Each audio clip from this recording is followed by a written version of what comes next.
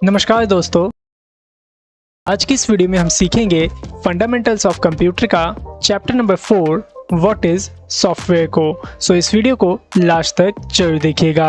तो चलिए इस वीडियो को स्टार्ट करते हैं। Friends, what is software?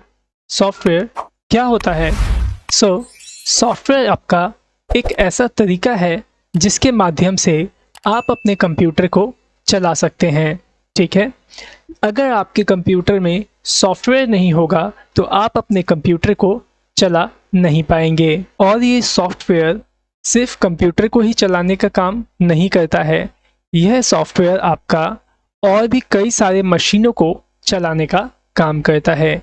जैसे कि मैं आपको एक एग्जांपल देता हूँ सॉफ्टवेयर का, उसको देखिए।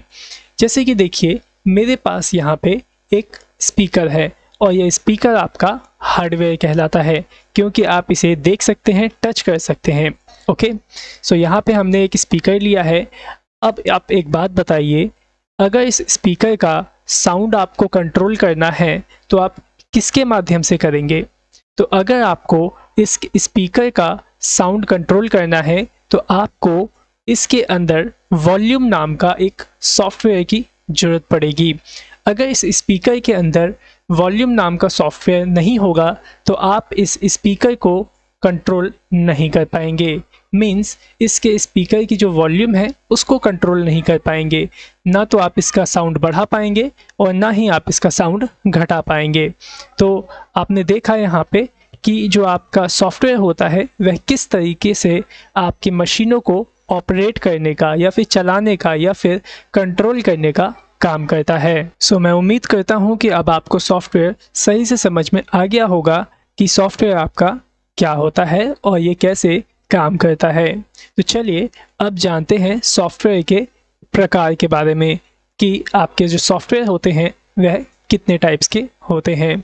तो मेनली यहाँ पे आपके सॉफ्टवेयर जो हैं वो 2 टाइप्स के होते हैं। पहला आपका होता है सिस्टम सॉफ्टवेयर और दूसरा होता है आपका एप्लीकेशन सॉफ्टवेयर। ओके, तो चलिए सबसे पहले सीखते हैं सिस्टम सॉफ्टवेयर को। सिस्टम सॉफ्टवेयर आपके वह सॉफ्टवेयर होते हैं जो कि आपकी मशीनों को चलाने का काम करते हैं। जैसे कि आपका विंडो ऑपरेटिंग सिस्टम। अब आप सोचेंगे कि विंडो आपका सिस्टम सॉफ्टवेयर कैसे कहलाता है। अब जरा आप ही सोचिए कि अगर आपके कंप्यूटर के अंदर विंडोज़ ऑपरेटिंग सिस्टम इंस्टॉल्ड नहीं रहेगा तो क्या आपका कंप्यूटर स्टार्ट हो पाएगा? नहीं, आपका कंप्यूटर स्टार्ट नहीं हो पाएगा। ठीक है, मींस आपके मशीन के अंदर, मींस आपके कंप्यूटर के अंदर कोई ना कोई विंडो इंस्टॉल होनी चाहिए कंप्यूटर को स्टार्ट करने के लिए।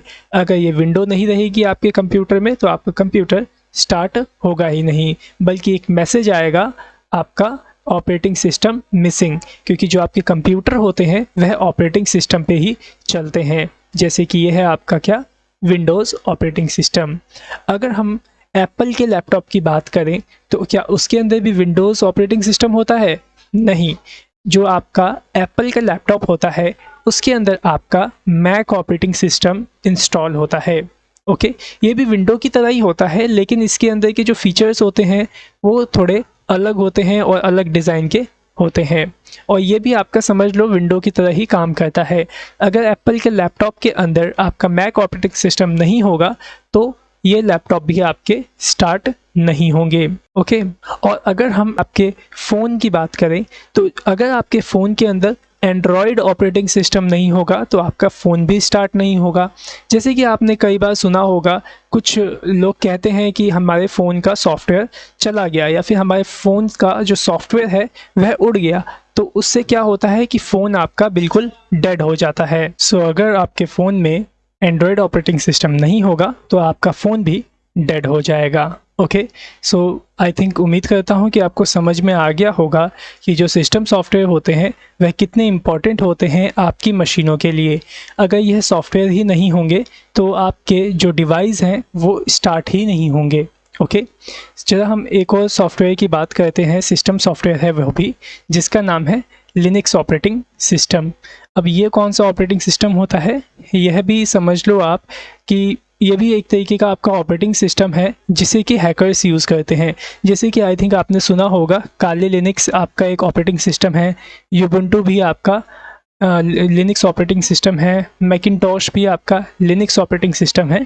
तो लिनक्स के भी कई सारे ऑपरेटिंग सिस्टम होते हैं और ये फ्री ऑफ कॉस्ट आपको प्रोवाइड होते हैं, और जो विंडोज़ है वह आपकी पेड होती है। ओके, सो उम्मीद करता हूँ कि अब आपको सभी के सभी जो सिस्टम सॉफ्टवेयर हैं जो कि मार्केट में अभी लेटेस्ट मतलब यूज़ होते हैं, काफ़ी पॉपुलर सॉफ्टवेयर हैं ये सारे के सारे आपके, ठीक है। तो उम्मीद करता हूँ कि आपको समझ में आ गया होगा कि सिस्टम सॉफ्टवेयर कौन कौन से होते हैं और इनका क्या काम होता है।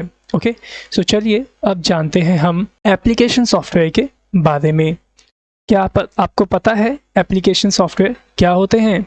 अगर नहीं पता तो मैं आपको बता दूं, जो आपके एप्लीकेशन सॉफ्टवेयर होते हैं वह आपके विंडोज़ के अंदर, एंड्रॉयड के अंदर इंस्टॉल किए जाते हैं।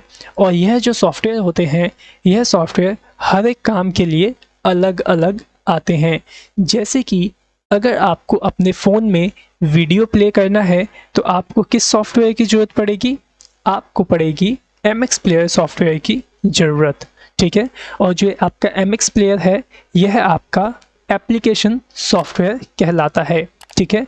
बाकी आप लोग इसे शॉर्ट फॉर्म में ऐप्स बोलते होंगे, लेकिन इसकी जो ऐप्स की जो फुल फॉर्म है वह एप्लीकेशन सॉफ्टवेयर होती है। सो आई थिंक आपको समझ में आ गया होगा कि एप्लीकेशन सॉफ्टवेयर किसे कहा जाता है।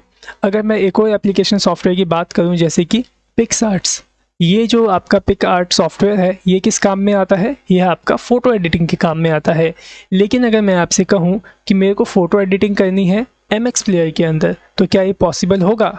नहीं, यह आपका पॉसिबल नहीं होगा, क्योंकि जो आपके ये एप्लीकेशन सॉफ्टवेयर हैं ये अलग अलग काम के लिए आते हैं। पिकआर्ट आपका फ़ोटो एडिटिंग के लिए, काइनमास्टर आपका वीडियो एडिटिंग के लिए, और MX प्लेयर आपका वीडियो प्लेयर है जिसके अंदर हम वीडियो को प्ले कर सकते हैं।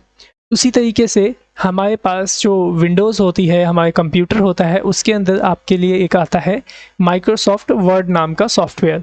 और इस सॉफ्टवेयर में हम क्या करते हैं, इस सॉफ्टवेयर के अंदर हम टेक्स्ट से रिलेटेड काम करते हैं। जैसे कि आपको कोई लेटर टाइप करना है, रिज्यूमे बनाना है, टेम्पलेट बनाना है, तो ये सब काम आप इस माइक्रोसॉफ्ट वर्ड के अंदर ईजीली कर सकते हैं। और भी है हमारे पास कुछ सॉफ्टवेयर जिसका नाम है माइक्रोसॉफ्ट एक्सेल। ये किस काम में आता है? यह आपका डेटा मैनेजमेंट के काम में आता है, डेटा को मैनेज करने के काम में आता है। ओके, आपका स्टॉक मैनेज करना है तो उसके काम में आता है, कुछ कैलकुलेशंस करनी है तो उस काम में आता है। एक तरीके से ये माइक्रोसॉफ्ट एक्सेल आपका स्मॉल अकाउंटिंग सॉफ्टवेयर है। ओके, सो मैं उम्मीद करता हूँ कि आपको ये एप्लीकेशन सॉफ्टवेयर भी सही से समझ में आ गया होगा कि एप्लीकेशन सॉफ्टवेयर क्या होता है, और साथ ही साथ आपने ये भी समझ लिया होगा कि सिस्टम सॉफ्टवेयर किसे कहते हैं।